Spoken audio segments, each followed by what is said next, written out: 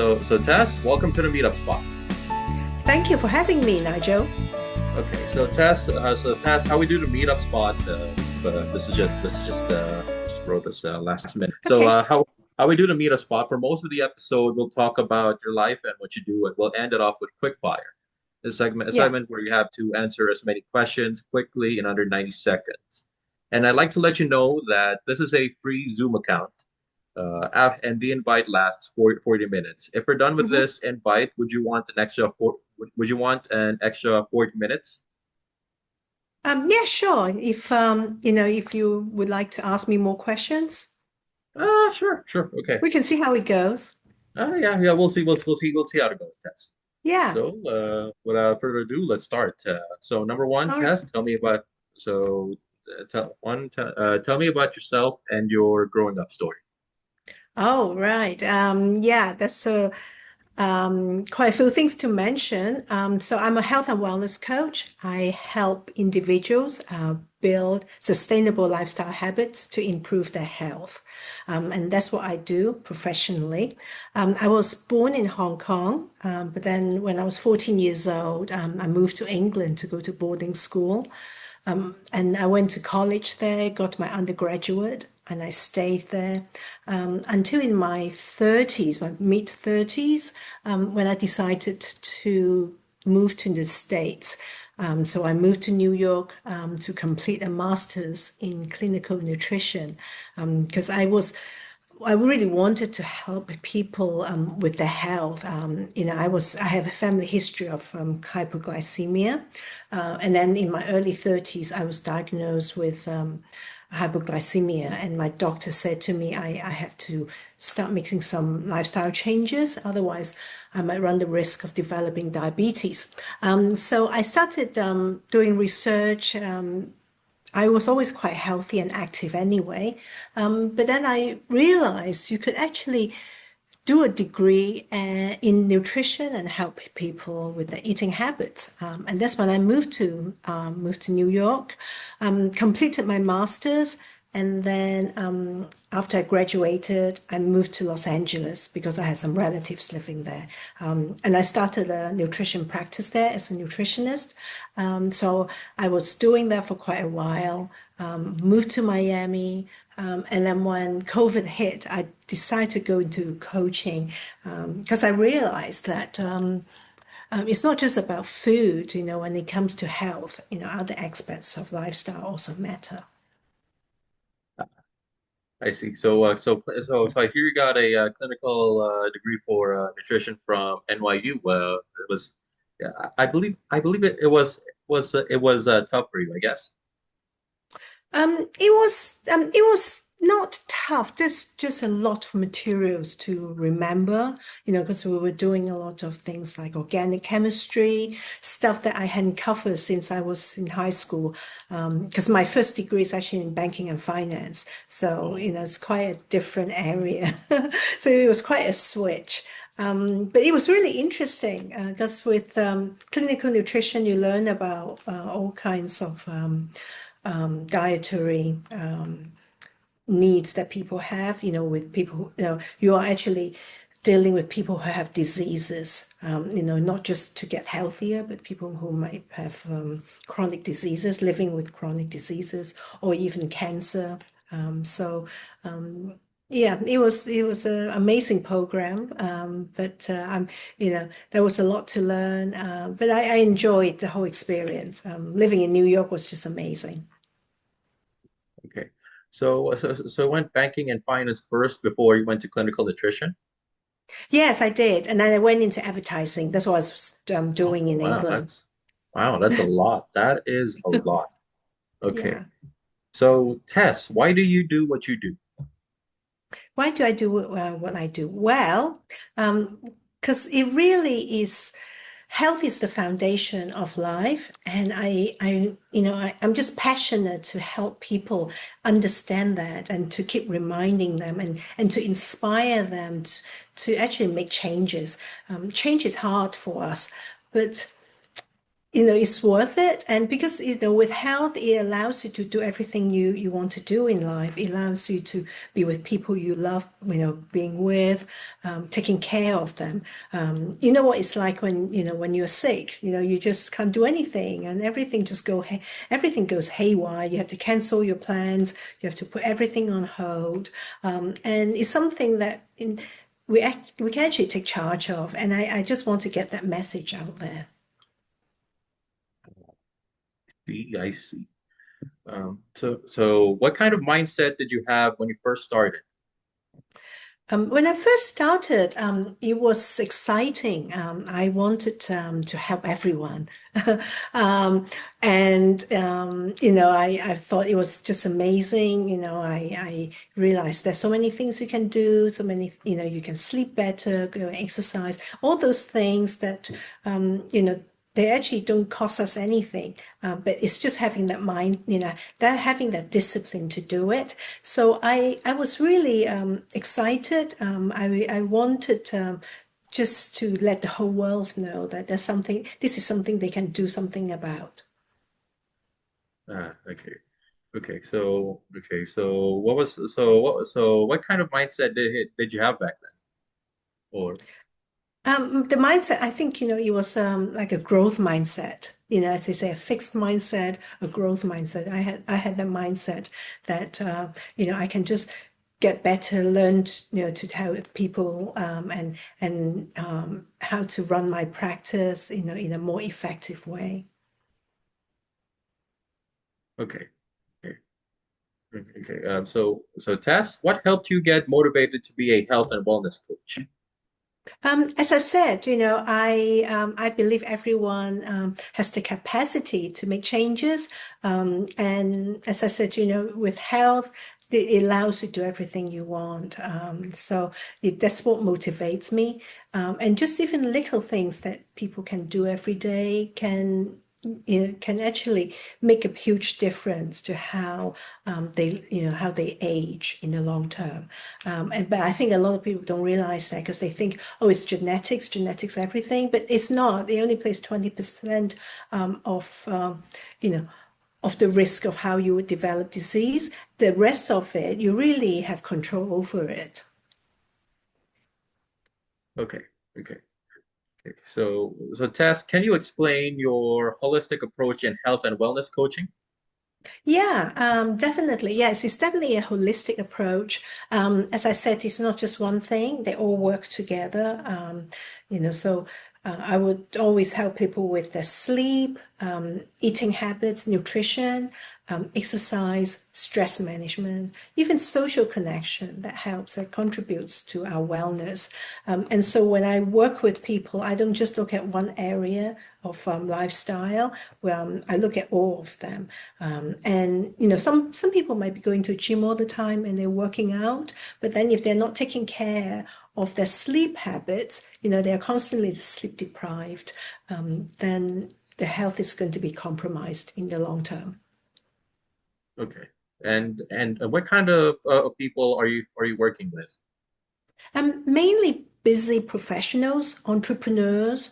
What I find is that a lot of time, these people, they actually they were overwhelmed with a very demanding schedule, and a lot of them, they're just traveling a lot, attending conferences, events, so they're not home. It's easier when you're home to actually keep those health practices in place, but it's when you're outside, there are going to be temptations, distractions, and that's when it's important to have the mindset and the discipline to stay on track. And so with these people, they really need a customized approach because everyone's different, everyone's schedule is different, preferences, background, and so on. So it's a tailored program that we come up with.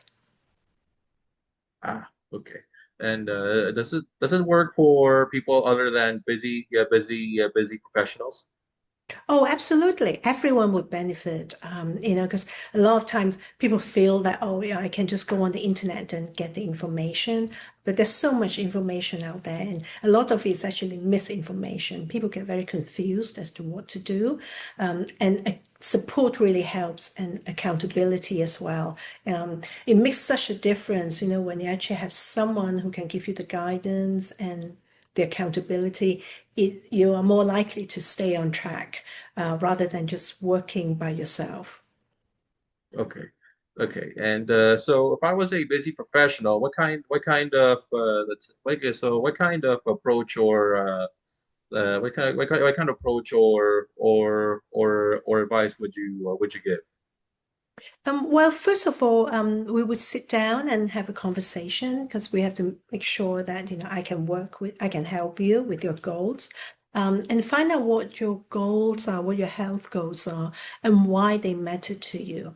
And then together we work out what your schedule is, and what you would like to work with, because we don't want you to get overwhelmed, so we want you to actually take the baby steps with everything and to find something that works for you, so that's this way it can be sustainable.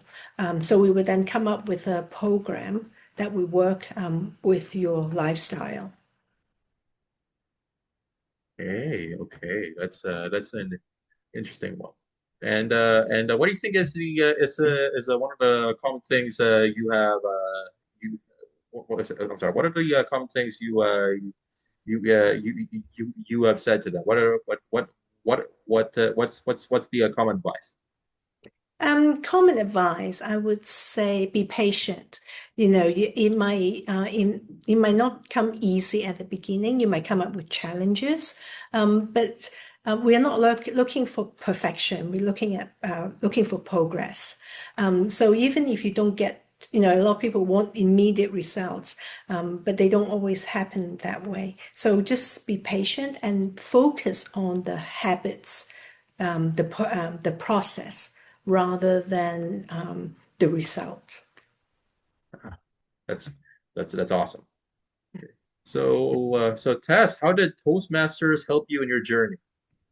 Oh yeah, I'm very grateful for Toastmasters for how they have helped me. Um, I was actually quite nervous about public speaking when I first joined, and it really gave me the confidence that I needed to actually get my message out, to the clients and to other people, and also it's a very supportive environment, and so everyone is wonderful, and they're very patient, they're supportive, very kind, and it really. I mean, it's just amazing. It's like a family now. I go to Toastmasters meetings every week. And at the same time, those presentations gave me the opportunity to actually practice my speech, to actually talk about what really matters. I can practice different topics, and then I get the feedback, from the audience. So I know what actually matters to people, what they're curious about, what they would like to know more about. So yeah, it's been an amazing help. Okay. Okay. And what is the favorite part of being in Toastmasters? My favorite part is it's like being in a family. It's really that community and atmosphere. So that's what I really like about it. And it's really given me the confidence to do the workshops online or in person, and to give speeches and to do podcasts as well. So Toastmasters help you with your podcast? Yes, as a guest. I mean, it's definitely given me the confidence to kind of actually come on and be interviewed. Ah, okay. Okay. And Tess, how do Toastmasters go hand in hand with health and wellness? Yes, they definitely do. Toastmasters, I think when people usually join Toastmasters because they have a growth mindset, they don't, so they will actually believe in getting somewhere and they believe that you can improve your skills. And I think with health and wellness, it's the same thing. You can take charge of your health and you can be better. It's never too late. Doesn't matter how old you are, you can always start. And really, it's the same mindset as Toastmasters. And I think, when people actually join Toastmasters, I believe, they actually they really are, confident. They know that, if they keep practicing, if they keep going, showing up, they will get better. And they don't mind the challenges. And so when you start, as for health and wellness, you might start with a new habit. And it can be challenging. It's not easy, as I said, to make changes. Just like when you first go on stage at Toastmasters and make a speech, you might be nervous. You might not be used to having an audience, sitting there listening to you. And it's the same, with wellness. You might not be a gym person and you start going to the gym and you're not used to that environment. But slowly, you get more used to it and you end up enjoying it, just like you end up enjoying making a speech on stage. That's right. And I believe in another podcast, social media is not social connection, but is Toastmaster social connection? Yes, yes, definitely. Yeah, because as I said, it's like a family to me. We apart from the meetings we have, we actually go out socially. We've met at the weekends. A few weeks ago, we actually went bowling together, so that was really nice. And through Toastmasters, I've actually met other people from other clubs as well. So it's just that social connection is wonderful. Ah, nice, nice, nice. Okay, okay. So what are the things you are focusing on right now as a health and wellness coach? I'm focusing on developing group coaching for people because mostly I do one-on-one, either virtually or in person.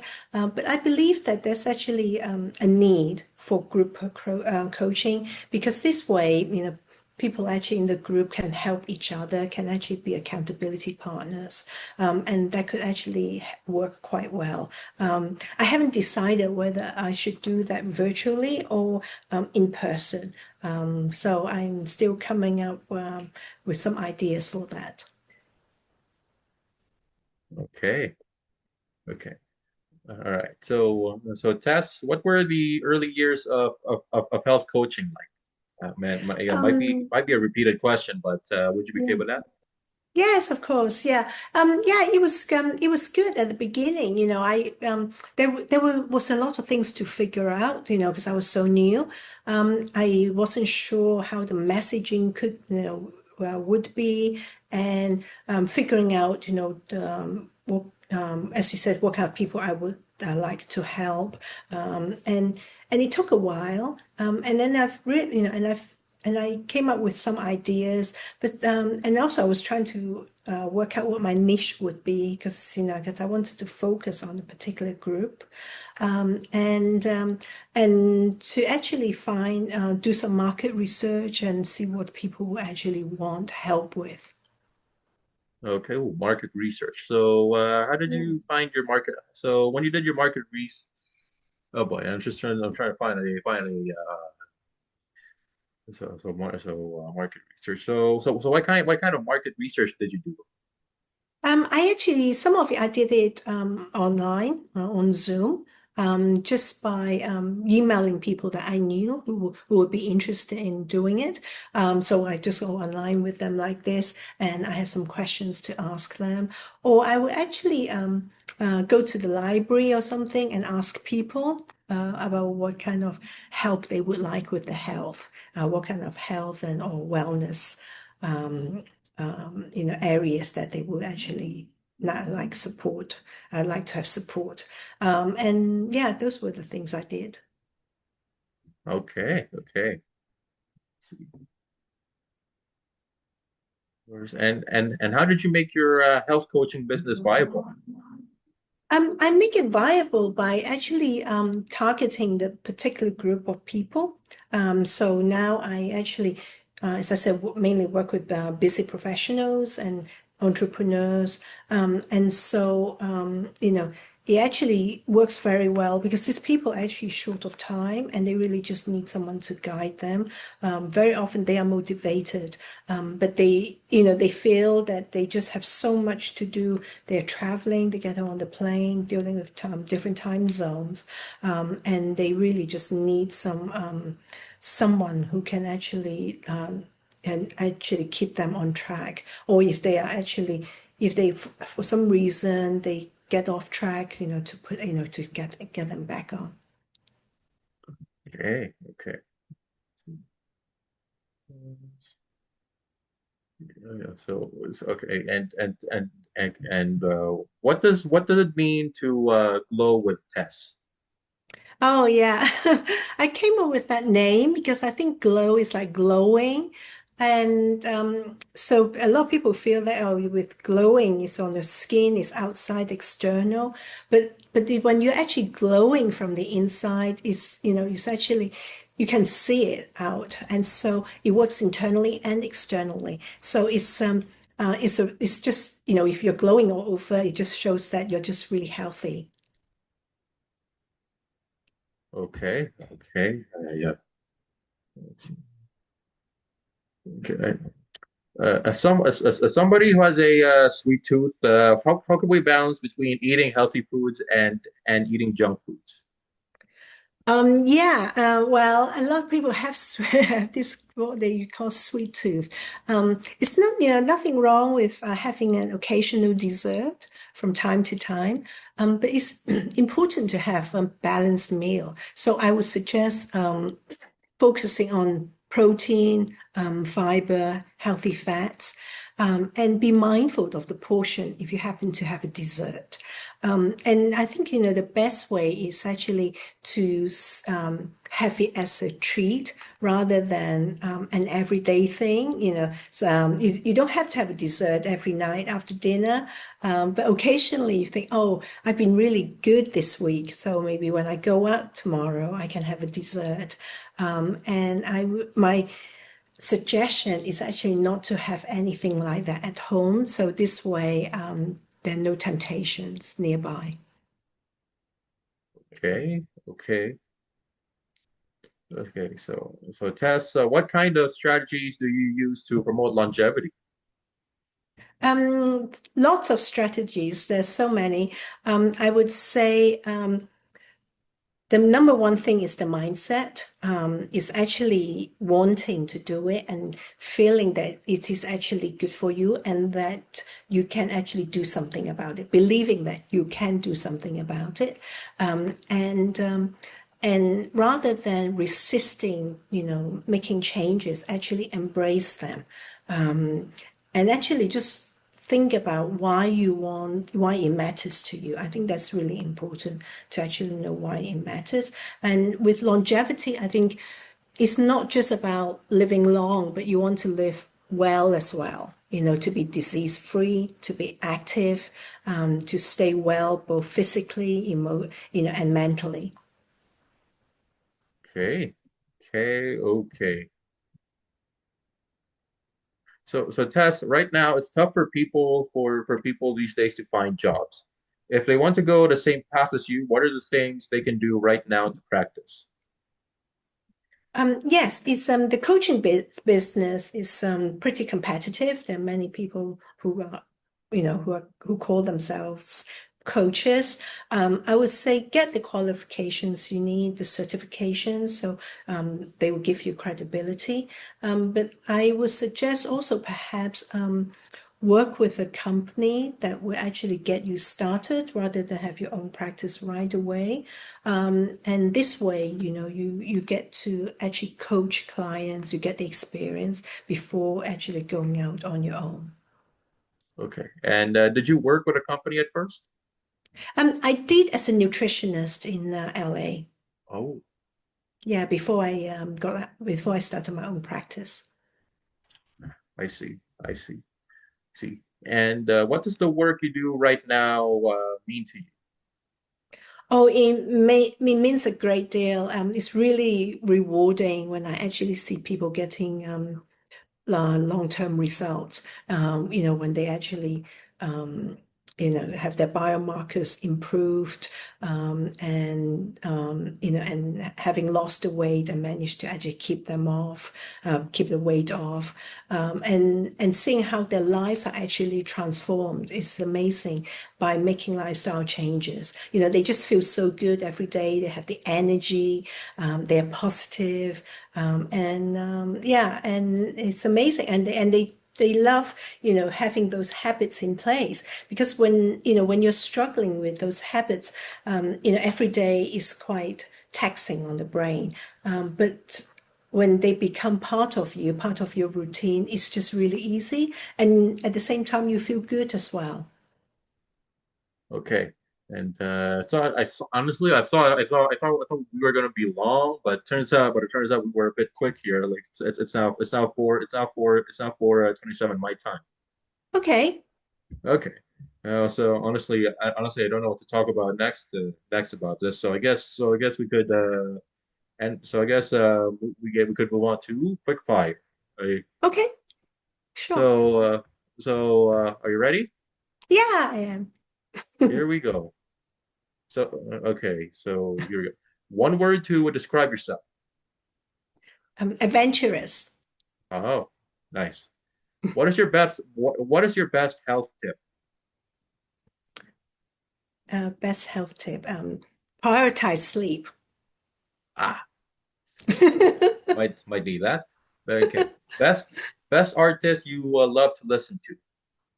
Oh, Prince. Okay, interesting. One everyday item you can't live without. My orthopedic pillow. Okay, and as a Prince fan, what is your favorite song? Purple Rain. Oh, purple. All right, and best place in Miami Beach for a good meal. It's called Santorini. It's a Greek restaurant. Oh, okay.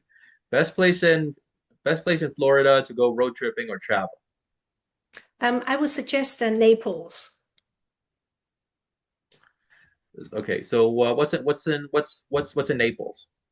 It's just a very nice drive. I don't like being in the car for too long, so it's 2 hours, and it's a nice place, nice beaches on the other side of the coast.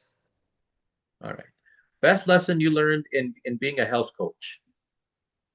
That is important to um, actually best lesson I would say is actually how amazing that accountability helps with people to stay on track. Okay, all right. So I guess quick fire is done. Let's All yeah, right. let's do the screenshot. Yeah. All right, here we go.